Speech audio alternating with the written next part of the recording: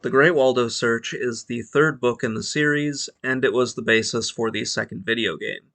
This time it was released on the Genesis and the Super Nintendo, as well as the NES, which means this version that I'm looking at now, the Sega Genesis version, is going to look a lot nicer than the previous one that I checked out. It is a little odd that they skipped the second book in the series, which was Find Waldo Now, and just went on to this one. If you're looking up the Great Waldo Search, the name was changed to the Fantastic Journey, just in case you were wondering. So the narrative follows the story from the third book. Waldo and his dog are tasked to go on a journey to find the scrolls of Wizard Whitebeard. It takes the two of them to several fantasy lands and eventually has them ending up in the land of the Waldos, or the Wallies, depending on where you are in the world. If you're not in the US and Canada, he's Wally. If you are, then he's Waldo. It's just one of those interesting things that happens with this. Much like the first game, this one is another hidden object game. Across 5 stages, you'll need to find scrolls and Waldo. They're kind of hidden on the different levels, sort of, but not really. Sometimes it's really easy to find them, sometimes it can be a little tough. There are 2 difficulty settings, but they don't necessarily make the game any harder or easier. It is a very short game, having, again, only 5 levels instead of 8, which is rather disappointing when you think about it. The first game was actually longer than this one, and then when it was brought to the Super Nintendo and Sega Genesis, they didn't really do a lot in order to make the game longer. It's basically the same, and yeah, it's pretty disappointing. You can complete this game in about 10 minutes. The levels are taken from the book, and they've been kind of shrunk down so you can't really scroll up and down, you just go from side to side. And it's pretty easy to find most of the hidden items in here. You've got, Waldo, you've got the scroll, you've got a bunch of clocks, you've got some little 150 bonus point things, and then you've got, the dog. And I have to say, the dog is probably the only thing that's really worth it when you do pick him up. And that's because it takes you to a little mini game where you can collect bonus points. That's really the only thing that you can do with this. You're just picking up a bunch of random objects. Sometimes you'll get a clue from just randomly clicking on things. And then you can click on the dog and do this little side scrolling thing where you collect bones for a few minutes. And by a few minutes, I mean literally like a minute or so. It's a very short level. It looks nice, but there's not a whole lot of gameplay with this. Once you've found Waldo and the scroll on each of the 5 levels, then the game's over. Yeah, there are 2 difficulty settings. Gameplay doesn't really change between the two of them. It might get a little bit harder. There is a time limit for each level, but you're given a lot of time and it really isn't clear how much you actually have. I'm really not a fan of this kind of game. It's just very limited, and you have little to no reason to play it anymore. It's just a very short game. There's not a lot going on. You're playing for bonus points, essentially. And yeah, as somebody who is a fan of the books, this is really, really disappointing. This really is the best part of the game. The graphics look very good on the Sega Genesis. I think the developers did a better job of turning this book into a video game than they did with the previous one.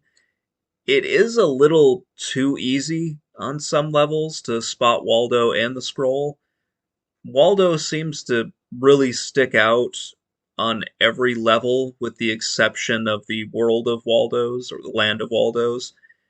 The scroll can be a little bit more difficult. They did a better job of hiding that than they did hiding Waldo and his dog and the clocks, obviously.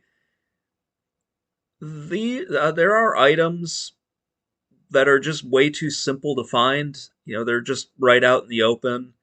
The artwork looks very good, and it does remind me of the book. And I also really like the graphics on the little mini game with the dog where you're collecting bones. The Great Waldo Search looks much better than the previous game. I like how they included the pages from the book, or at least included artwork from the book. It kind of resembles that. Gives you the feeling that you're actually looking at a section of the book. I just wish they had been a lot bigger. Like if you could have scrolled up and down and seen more of just what you were looking at, that would have been much, much better. Uh, it would have been nice if the game just had more of the book in here because you're only looking at 5 levels. I feel like they could have included more. If there were 8, then this would have been a better experience. I'm not sure what was really holding them back with this one, but definitely the graphics are the best part of this.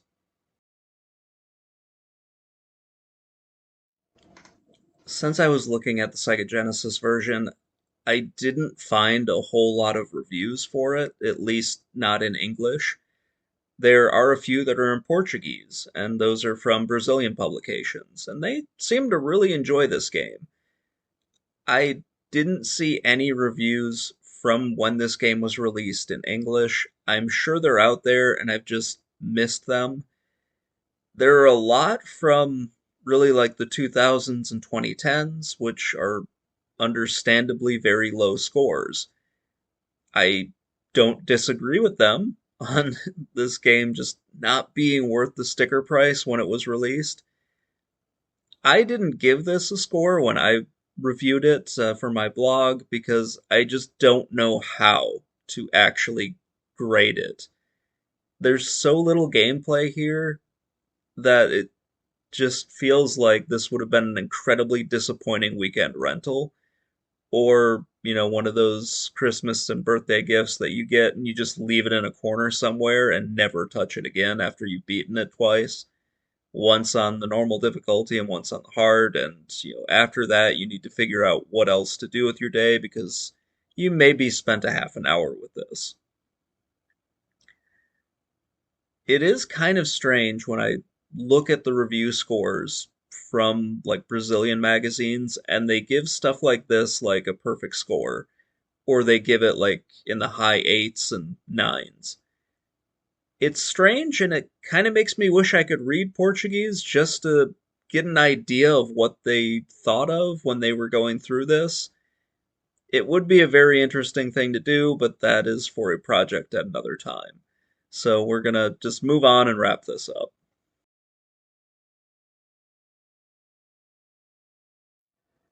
The Great Waldo Search looks better than Where's Waldo. I thought it was a little weird that they skipped over Find Waldo now, but if this is what they were going to be putting out on the consoles, then, thankfully they skipped over my favorite book in the series and just went with the two, the first one and the third one. It was really interesting that these were turned into hidden object games. It's not a terrible idea for a home console. I just wish that there was more to the gameplay. The Great Waldo Search only has one minigame in it, and that gets really boring, especially because you're doing the same thing, and the only reason it's there is so that you can get bonus points. And I don't know if anybody is running around bragging about their score in the Genesis version of the Great Waldo Search. It just seems very odd to me that that's the way they went with this. If I had gotten this as a present back in the day, I probably would have been pretty disappointed. The game came out in 1992, and while I still liked the books at that time, this would have been just a very big disappointment. It's a very short game. It would have been just a regretful weekend rental, if anything. And yeah, it's just really weird that they went with this direction and made the game this short. I don't know what else to say, so let's just wrap this one up. Let me know what you think in the comments below, and I will talk to you all later. Bye.